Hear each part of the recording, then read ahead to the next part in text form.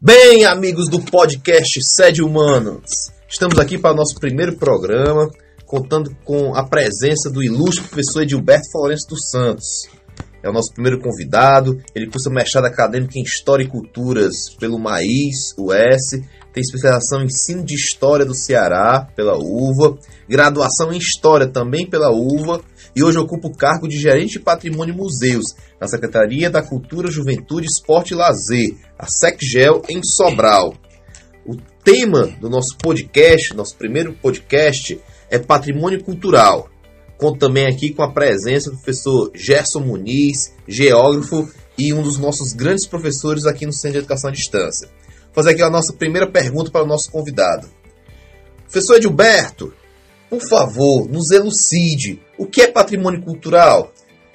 Bem, Tiago, essa questão é uma questão bastante pertinente, né? Pensar em patrimônio cultural. Eu acho que é importante a gente, inclusive, pensar essas duas palavras, né? Porque quando a gente vai pensar historicamente como a gente chegou hoje a essa ideia de patrimônio cultural, é importante a gente dividir os dois conceitos. Primeiro pensar o que se entendia por patrimônio e depois como é que a cultura se agrega a isso, né?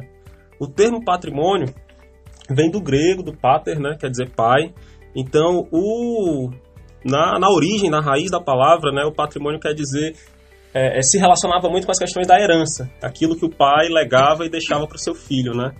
Então, inicialmente, o patrimônio era tudo aquilo que uma pessoa deixava para outra, de uma geração para outra, isso no âmbito familiar, né? Tanto é que existiam as práticas de construção dos inventários, né? Quando alguém falecia, se construía um inventário, se fazia o levantamento dos bens, e esses bens eram distribuídos entre os filhos, né? A perspectiva do patrimônio cultural é uma ampliação desse conceito, né? Quando se aproxima-se da ideia de cultura, e a cultura a partir de um conceito antropológico, e tudo aquilo que o homem faz é considerado cultura, né? Desde um satélite de última geração até um pote de barro, a língua, a forma de se vestir, a forma de se comunicar, as danças, as festas, tudo isso constitui a cultura, né? Então, quando a gente fala em patrimônio cultural, a gente alarga a ideia desse patrimônio que era algo que um indivíduo deixava para outro, diretamente da sua linhagem familiar, para trabalhar numa perspectiva mais coletiva. É aquilo que um grupo, uma geração, né, uma sociedade deixa de herança para outra, né? E também rompe com a ideia daquilo que tem valor material, né? Na primeira perspectiva do patrimônio enquanto herança, só era inventariado aquilo que tinha valor financeiro, né? A prataria, os escravos, a casa, os bens que tinham valor financeiro.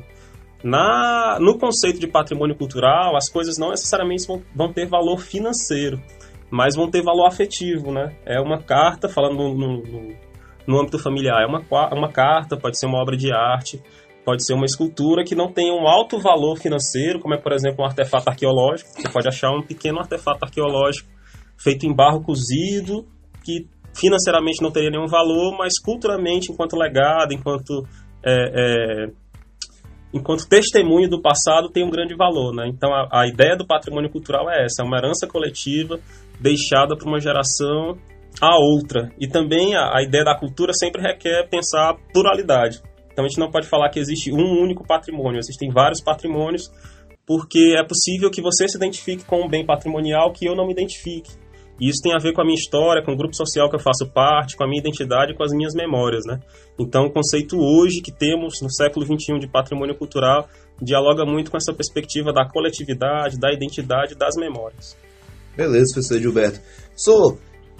Normalmente, quando a gente vê questões no Enem cobrando uma discussão sobre patrimônio cultural, o autor da questão, ou os autores da questão, eles dão ênfase a uma diferenciação entre patrimônio cultural material ou imaterial. Como é que a gente conseguiria esclarecer para um aluno do ensino médio a diferença entre essas duas formas de patrimônio? Pronto, essa é uma questão bastante interessante, inclusive, que gera alguns equívocos, né? Essa definição entre material e imaterial. Realmente, a gente pode dividir o patrimônio cultural dentro dessas duas categorias, né? Material, se a gente for falar da forma mais popular possível, seria aquilo que a gente toca. É aí que gera um pouco de confusão, né? Tanto é que existem autores que preferem usar o termo tangível e intangível, né? Para dizer aquilo que pode ser tocado ou não tocado. Então, o patrimônio material é aquilo que podemos tocar, inclusive o patrimônio material pode ser subdividido em mais outras duas categorias, que são os bens móveis e imóveis, né? Imóveis é aquilo que normalmente a gente tem como referência no patrimônio. Os edifícios, casarões, os monumentos, os centros históricos, né? São bens patrimoniais imóveis. Mas também existem bens patrimoniais que são de natureza material e que são móveis, como são os casos da próprio acervo arqueológico, como eu falei, obras de arte, né? Acervos documentais. Então, o patrimônio material diz respeito àquilo que é um legado, que ajuda a contar a história de um povo, seu passado e sua cultura, e que pode ser tocado. Esse é um aspecto muito claro, né? A confusão gera quando a gente entra no item patrimônio imaterial, né? O patrimônio imaterial seria aquilo em oposição ao material que a gente não pode tocar. E aí, de repente, eu já tive experiência de fazer palestras e atividades com turmas de escola, e eles falam, professor, mas se eu tenho, por exemplo, o artesanato em palha, que a gente pode considerar um elemento que é um patrimônio imaterial, porque é um legado que dialoga com a herança indígena, né? Os índios começaram a fazer os primeiros trançados de palha e produzir objetos que tinham utilidade e sentido, mas também tinham valor estético. Mas eles podem dizer, mas o artesanato em palha eu consigo tocar um chapéu, eu consigo tocar um cesto, um balaio, uma esteira. No entanto, o que é considerado patrimônio nessa perspectiva do patrimônio material não é o objeto, e sim a técnica, o conhecimento, ou como a gente costuma falar na área do patrimônio, o saber fazer. Eu, por exemplo, não sei pegar a palha da carnaúba e transformá-la num chapéu. Eu não tenho esse saber fazer. E o que é patrimônio é essa herança, esse legado que foi deixado ao longo do tempo, que é a técnica de pegar, no caso da carnaúba, né? Pegar a palha da carnaúba, extraí-la, botar para secar, riscar, como se chama popularmente, bater, tirar o pó, pegar esses fios e ter a técnica de transformar esse trançado num objeto, né? Então, no caso do patrimônio imaterial ou intangível, o que é considerado patrimônio é o conhecimento, a prática, o saber, né? Aí entram as manifestações culturais, as brincadeiras, as danças. E tem um outro aspecto que às vezes pode gerar confusão, mas quando a gente para pensar no sentido do que torna patrimônio, também é importante, né? Um lugar pode ser patrimônio imaterial, né? Eu posso considerar, como é o caso da Cachoeira da Onça, que foi registrada como patrimônio nacional, ela é considerada patrimônio imaterial. Mas como é que uma cachoeira é imaterial? Porque o que é importante o que foi levado em consideração na transformação da cachoeira em patrimônio nacional, a Cachoeira da Onça, eram as práticas que os índios da região amazônica desenvolviam nessa cachoeira. Tinha a ver com os rituais de nascimento, de morte, as festividades e todo o ciclo de vida da comunidade relacionado à cachoeira. Então não era um aspecto físico, era a natureza e a forma com que o homem se apropria da natureza que foi considerado patrimônio. Bem, professor Gilberto, nós estamos acompanhando uma grande mudança no trato das políticas de patrimônio no Brasil. Como você nos atualizaria, como você mostraria para alunos do ensino médio, para público em geral, quais são as perspectivas de política no tocante ao patrimônio cultural em nosso país hoje em dia, levando em conta que essas políticas podem ser avaliadas ou cobradas em um exame nacional como o Enem? Sim, inclusive essa discussão sobre o patrimônio, ela é bastante interessante perceber como ela se constrói historicamente, né? Se hoje, quando a gente fala em patrimônio, a gente tem uma tendência muito grande em pensar só naquilo que é material, edificado, isso tem a ver em como a história do patrimônio no nosso país foi sendo construída, né? Se a gente for fazer um levantamento histórico das políticas de patrimônio no nosso país, a gente vai perceber que as primeiras discussões em torno disso vão surgir no Brasil na década de 20, né? As primeiras discussões sobre a preservação do patrimônio brasileiro vão surgir na década de 20, sobretudo durante o movimento modernista, né?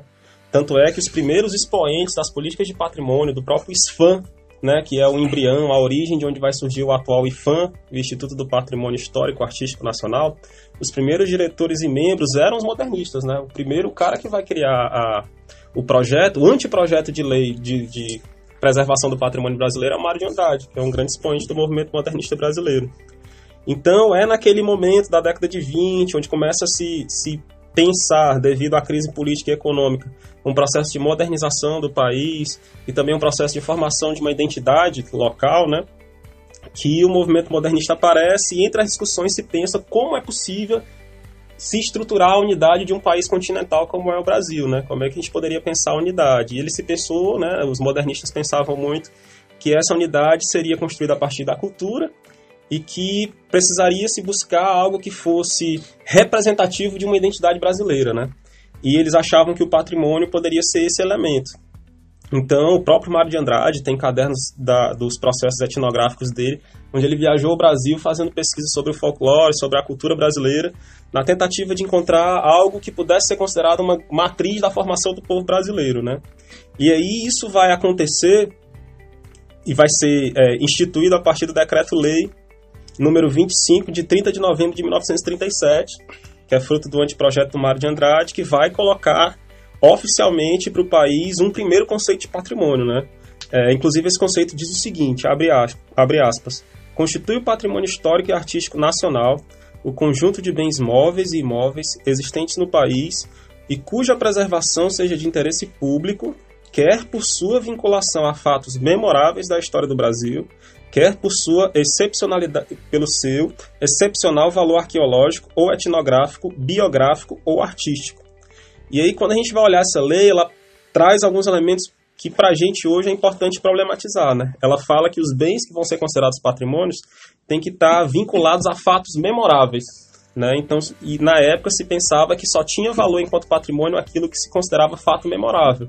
E aí cabe a reflexão, quem diz o que é um fato memorável ou não? Esse fato é memorável para quem? Para que parte da população, né?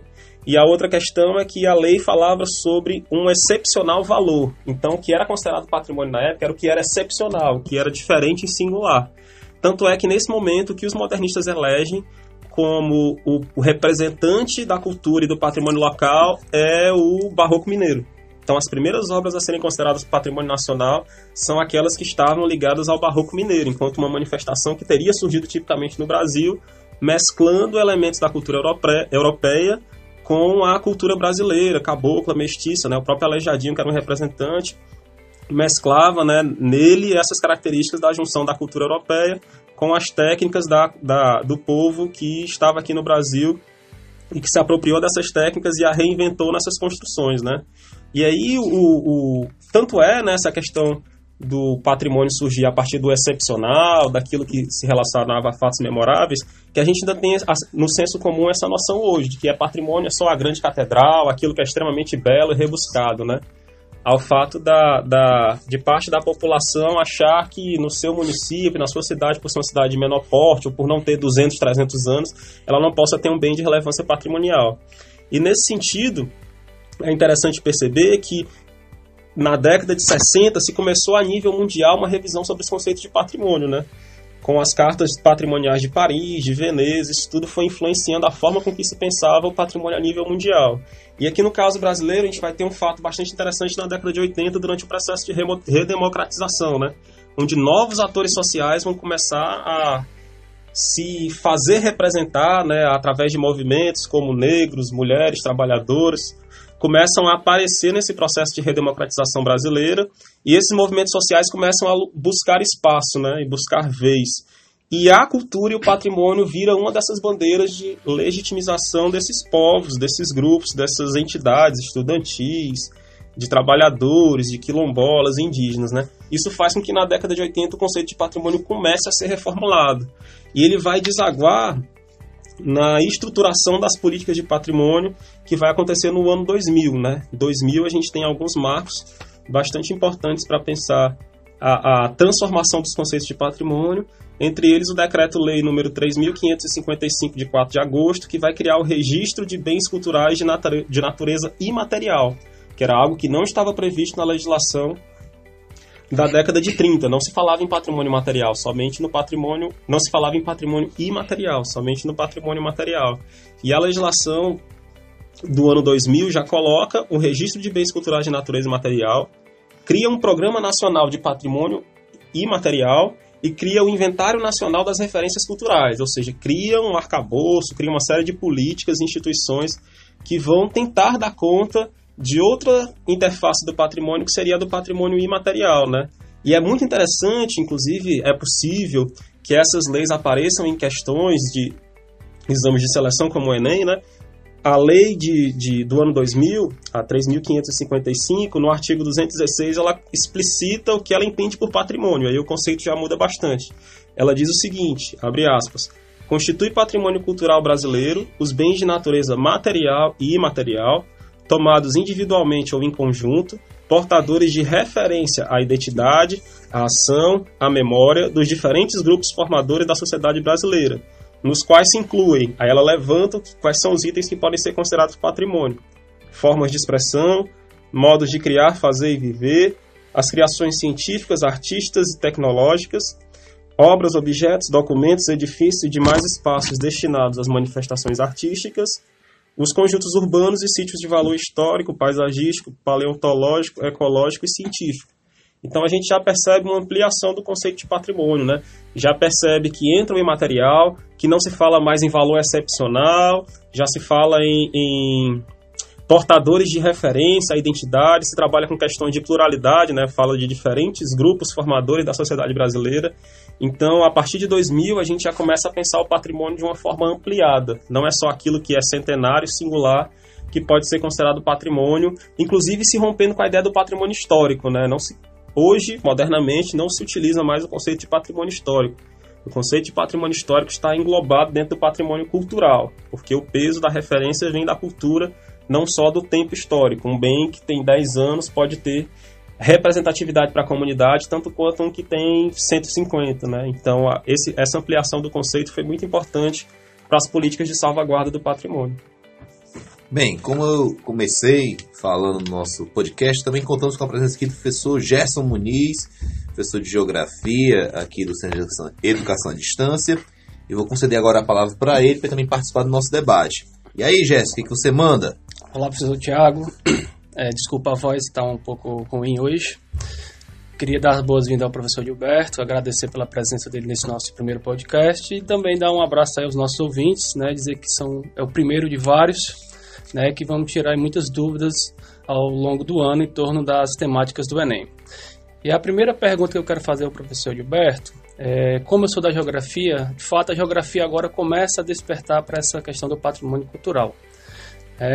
E olhando a própria espacialidade, olhando o próprio espaço, a gente vê, como você mesmo trabalhou agora há pouco, aí as questões materiais e imateriais. Partindo da lógica da cidade de Sobral, eu queria que você falasse um pouco dos atores sociais que resultaram nesse patrimônio histórico-cultural, né? Isso na perspectiva geográfica, porque a gente consegue analisar as diversas paisagens até resultar na paisagem atual. E também a gente consegue compreender um pouco das territorialidades, né? Quais são os atores que predominaram até então para constituir a paisagem atualmente. Muito bom. Professor Gerson levanta duas questões que são extremamente pertinentes, né? Quando você fala sobre os atores e sobre a construção. É algo importante a se frisar, inclusive pensando, né, as questões que envolvem a criticidade em torno do patrimônio, né? Nada é patrimônio por si. Tudo é transformado em patrimônio. É um conceito, inclusive, que se utiliza, o de patrimonialização. Nada é por si patrimônio, é transformado em patrimônio. E como é transformado em patrimônio, alguém diz que algo é patrimônio. Então, é sempre importante fazer uma reflexão sobre quanto aos bens, quando a gente fala em bens patrimoniais, ele é patrimônio de quem e para quem. É uma reflexão importante, né? E aí, quando você fala sobre os atores sociais que constroem, o campo do patrimônio é também um campo de disputas de poder, né? Dizer o que é patrimônio é legitimar uma forma de contar o passado, de viver a cidade, de transformá-la, né? O patrimônio na década de 80, com essa transformação social, foi muito utilizado como ponto de discussão, inclusive, de disputas territoriais, né? Alguns índios começaram a dizer, não, esse nosso espaço aqui, como era o caso da Cachoeira, é um espaço importante para a nossa história, para a nossa identidade, né? Tem o caso de um terreiro um terreiro de religião de matriz africana na Bahia, que é considerado patrimônio. Então, se a gente tinha até então só igreja sendo considerada patrimônio, por que não a memória, a história, o legado, a religiosidade dos povos africanos e afro-brasileiros também não poderiam ser considerados patrimônio? Então, eles começam a vincular como patrimônio. Então, o campo de patrimônio é um campo de disputas de poder, né? E a cidade, né, a espacialidade entra nessa disputa, né? Porque a gente cria marcos visuais, né? O patrimônio, sobretudo material, ele constitui um marco visual. E é muito importante para a consolidação daquilo que se pensa adiante, né? É um equívoco muito comum achar que o processo de transformação em patrimônio de uma cidade vai congelar aquela cidade no tempo, né? De achar, não, a partir de agora, se é minha cidade, um centro histórico, como é o caso de Sobral, como é o caso de Icó, Aracati, Viçosa do Ceará, achar que esses centros históricos, né, ou a transformação dessas áreas em patrimônio, que esses são patrimônios nacionais, né, patrimônio nacional tombado pelo IPHAN, vai fazer com que aquele espaço se estagne e pare no tempo, né? Esse é um equívoco, porque a perspectiva do patrimônio é criar marcos de referência, mas que eles possam servir como pontos onde seja possível, a partir da materialidade, pensar e refletir sobre o legado que as antigas gerações passaram para a gente, né? Aqui em Sobral mesmo a gente tem um elemento muito claro, presente ali na Boulevard do Arco, que a gente tem o Arco de Nossa Senhora de Fátima, que a população conhece popularmente como Arco do Triunfo, que é meio que um cartão postal da cidade. Se a gente pega fotos, né, que são anteriores ao tombamento de Sobral, em 1999, a gente vai ver o quanto aquela área era uma área que tinha sérios problemas de ocupação e de uso, né? Tinham 2 postos de gasolina cercando o arco.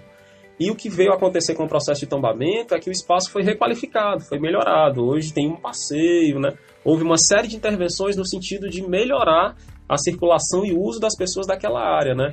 Existem diversos estudos que falam que os processos de tombamento tendem a revitalizar algumas áreas, né?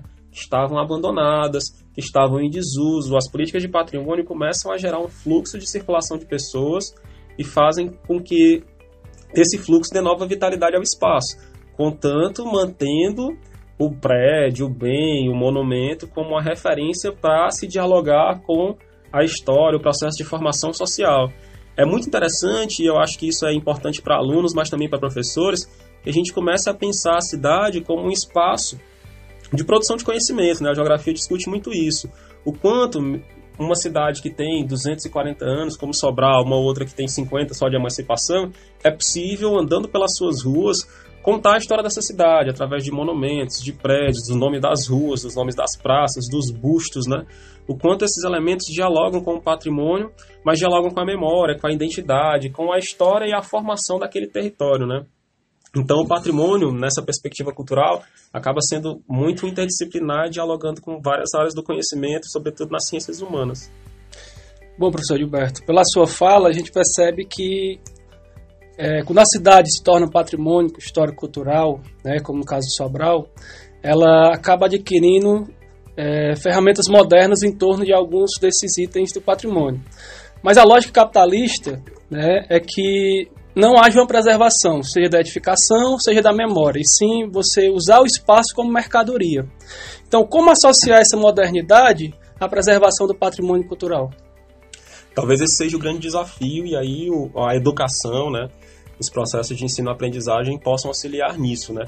A gente sabe que hoje a gente vive um momento, com essas questões capitalistas, onde parece que só o que tem valor é o novo, né? Parece que só aquilo que foi gerado e criado, construído muito recentemente tem valor. As coisas antigas parecem que não têm esse valor, né?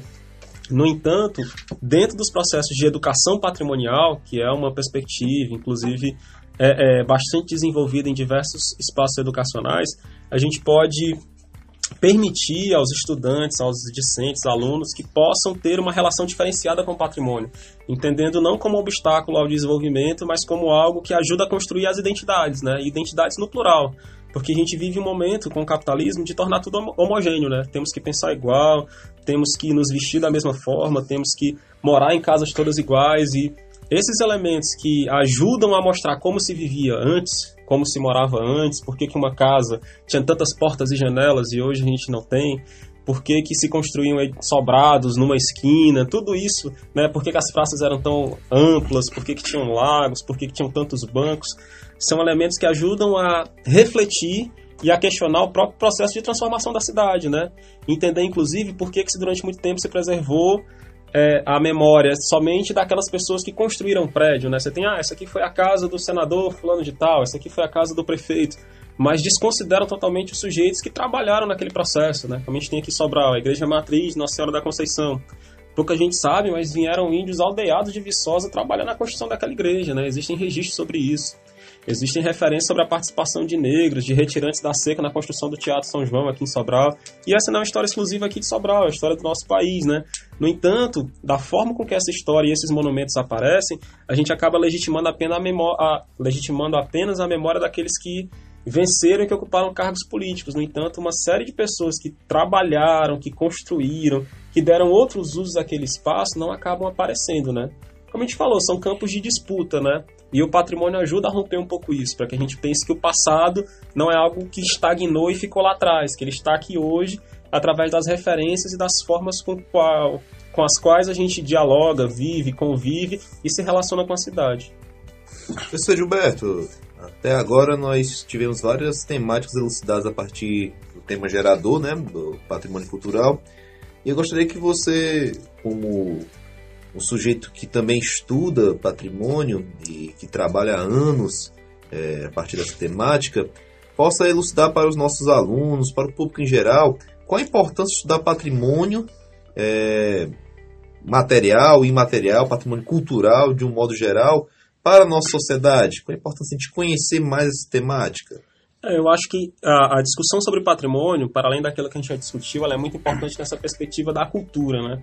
A gente tem um equívoco geral, que é algo do nosso senso comum, que inclusive os professores tendem a discutir, questionar isso durante as disciplinas do ensino médio, é um equívoco de relacionar a cultura com arte, né? A gente tem que entender a arte enquanto um dos produtos e elementos da cultura, mas não como toda a cultura, né? E aí o patrimônio ajuda a pensar um pouco isso, que cultura tem a ver com o jeito de ser, né? É importante ter em mente que o ser humano tem necessidades biológicas naturais, todo mundo precisa comer, precisa se vestir, precisa morar em algum espaço. No entanto, como essas necessidades são supridas, isso é um elemento cultural. A forma com que a gente se veste aqui é diferente de como se veste em outro país, tem a ver com o nosso clima, com a nossa geografia, mas com a nossa cultura. A forma com que a gente mora, a forma com que os alimentos que comemos, como preparamos esses alimentos, né? A maneira de comunicar, se a gente pegar só o estado do Ceará, a forma com que se fala, a língua, o sotaque, por exemplo, da região do sul do Ceará, da região do Cariri, é diferente de Fortaleza, é diferente da Zona Norte, né? A gente tem sotaques e línguas, isso tudo são aspectos da cultura, né? Eu acho muito importante, isso é um tema bastante presente nas avaliações no Enem, essas discussões sobre cultura. E o patrimônio, eu acho que abre uma janela muito grande para refletir sobre esses temas, né? Em como a cultura é um elemento estruturante da nossa sociedade e está presente na vida humana e nas nossas relações, né? E os bens patrimoniais, tanto de natureza material como imaterial, ajudam e motivam essas reflexões, né? Entender como é que a roda de capoeira pode ser considerada patrimônio nacional, tanto quanto as obras do Aleijadinho em Minas Gerais, né? Que memórias elas contam, que cultura brasileira elas querem apresentar, né? E isso é bastante importante para a construção do pensamento crítico dos estudantes, né? Professor Gilberto, e assim, pegando no contexto atual, qual é a importância do patrimônio histórico-cultural, né, para a vida econômica de uma cidade, né, tendo todo o caráter histórico-cultural, mas pegando na contemporaneidade mesmo? Qual é a real importância, né? O que vai significar na vida econômica e política da cidade que se classifica como tal? A gente tem uma interface do patrimônio econômica muito voltada para a questão do turismo, né? A gente sabe o quanto os centros históricos, os elementos patrimoniais podem gerar essa atratividade turística, mas também de formação, de constituição de renda para as comunidades, né? Existem diversos exemplos de espaços que foram revitalizados, que ganharam outra vida de visitação, da própria relação da comunidade com esses bens a partir do processo de constituição do patrimônio, né? É importante colocar que dentro das políticas de preservação do patrimônio, tanto o tombamento, que é o mecanismo legal para a preservação do patrimônio material, como o registro, que é o mecanismo legal utilizado para preservação e salvaguarda do patrimônio material, eles prevêem o que se chama de plano de salvaguarda. Quer dizer, quando se transforma algo em patrimônio, não é só dizer, pronto, a partir de hoje esse bem é patrimonial. É preciso pensar um plano de manutenção, de desenvolvimento daquele bem, né? Se for um edifício, um bem material, é uma restauração, é um projeto de intervenção, de inventário, de levantamento, de reunião de elementos que contêm a história daquele prédio. Mas um bem de natureza imaterial é como é que ele vai se perpetuar ao longo do tempo, né? Como a gente pega, por exemplo, o ofício das baianas de Acarajé, que é registrado como patrimônio imaterial brasileiro. Como é que vai ser a vida dessas baianas? Como é que esse acarajé, enquanto elemento cultural, pode participar da constituição da renda delas, da manutenção das suas famílias? Então, a interface do patrimônio e da preservação, salvaguarda do patrimônio, também pensa como esse patrimônio será sustentável, como é que é possível a população, como quais políticas seriam possíveis de se pensar para que a população possa se reconhecer naquele bem e possa auxiliar na preservação, e isso se transformar num elemento de difusão da memória local, que pode ser um elemento que gere demanda turística, que se transforme num atrativo turístico, e isso gera renda, pode ser um elemento de motivação da economia local, de geração de renda, de captação de recursos, por grupos que mantêm o saber de algum patrimônio material, ou pela própria cidade que vai dar uso a bens que foram transformados em patrimônio material, no caso de edifícios e sítios históricos. Bem, professor Gilberto, nós estamos já nos encaminhando para o final do nosso podcast. Eu gostaria de encerrar perguntando para você que você está pesquisando no mestrado. Sei que você é um pesquisador muito sério, que tem uma escrita muito rebuscada, e tenho certeza que uma dissertação, uma pesquisa muito interessante está nascendo por aí. Eu estou em processo de finalização lá da dissertação, da pesquisa no mestrado, né? E aí, mesmo trabalhando há anos no campo do patrimônio, né, eu acabei juntando um outro elemento da cultura, mais especificamente da arte, na minha pesquisa, né? Que eu pesquiso do que eu estou chamando de vida teatral, né? É uma discussão sobre o teatro, né, enquanto fazer artístico, como o teatro tem uma relevância cultural, né? Falando uma relevância social, cultural e social, né? Como a gente falava aqui durante a nossa conversa, né? É entender que quando se vai ao teatro assistir um espetáculo, né, o que é importante não é só a obra artística que está sendo apresentada no palco, na casa, como aconteceu durante muito tempo, alguns espetáculos na residência de algumas pessoas, mas é entender que o próprio hábito de ir ao teatro, de estar ali, tinha a ver com a cultura de uma época, né, com o que alguns autores chamam de sociabilidade, que é uma necessidade humana de estar junto e agregado com outras pessoas, né. Então, lá no mestrado eu tenho discutido um pouco isso, como o teatro é também um espaço de sociabilidade, onde as pessoas iam para se encontrar, para ver o teatro, mas também para serem vistos, para poder serem reconhecidos como alguém que estava entrando no mundo intelectual, erudito, e que estar no teatro era um hábito que sinalizava isso, né? Que eu estava alinhado, que aquela população, aquele indivíduo que ia ao teatro estava alinhado às ideias de modernidade que existiam na época, na França, no Rio de Janeiro, no Recife, né? E como o teatro passava isso, enquanto também o teatro tinha um aspecto moralizante, né? Enquanto os textos procuravam educar. Durante o período do século XIX até início do século XX, existia a ideia de que o teatro era um espaço de educação do povo. Então as pessoas iam ao teatro não só para se divertir, mas também para aprender com os exemplos que eram encenados no palco. Bem, professor Gilberto, a gente só tem a agradecer. Mais alguma questão, professor Gerson? Não, eu acredito que o professor Gilberto deixou bem claro aí essa questão de patrimônio cultural, né? Até uma questão que realmente não é de conhecimento de todos, essa denominação que deixa o patrimônio histórico, né, e passa a se denominar patrimônio cultural, que eu acredito que seja importante destacar que não é apenas a questão do histórico, mas sim do cultural. E eu acredito que os nossos ouvintes tenham gostado, né, e as dúvidas que surgirem a gente pode estar entrando em contato através das mídias sociais do SED e tentar elucidar as que surgirem. Só tenho a agradecer ao professor Gilberto, né, e esperar que ele possa vir outras vezes a gente discutir outras temáticas em torno não apenas do patrimônio, mas que possa abordar toda a questão histórica da cidade de Sobral. Bem, eu que agradeço, fico à disposição as discussões no campo da cultura. Aproveito para dar sugestões, os ouvintes, os alunos que tiverem mais interesse no tema. A gente consegue encontrar muito material sobre patrimônio na internet. No próprio site do IPHAN, do Instituto do Patrimônio Histórico e Artístico Nacional, tem uma série de publicações de materiais sobre patrimônio, sobre bens de natureza material e imaterial, o levantamento dos bens que foram considerados patrimônio, né? Não me recordo o ano, mas não tem muito tempo que caiu uma questão sobre o queijo de Minas no Enem, que era um bem que foi registrado como patrimônio imaterial brasileiro. Então eu acho que quem tem interesse no tema, está se preparando aí para os exames, pode aproveitar, consultar esses sites quando estiver ali na rede social, as páginas de Facebook, Instagram também trazem suas informações e ficar afinado aí no tema. Bem, então estamos encerrando aqui nosso primeiro podcast SED Humanas e agradeço ao professor Gerson, agradeço principalmente ao professor Edilberto por participarem dessa primeira experiência e espero que possamos repetir, possamos alargar essa nova possibilidade de saber. É isso, pessoal. Por hoje é só. Fiquem ligados aí nos nossos próximos podcasts.